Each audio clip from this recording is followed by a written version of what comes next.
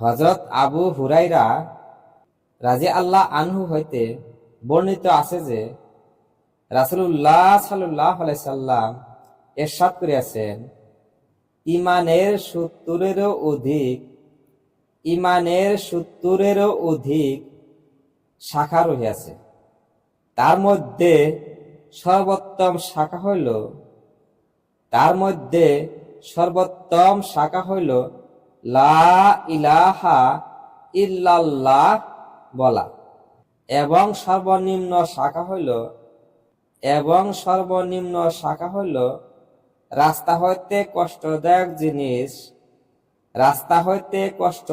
জিনিস সরাইয়া দেওয়া, এবং লজ্জা ঈমানের একটি বিশেষ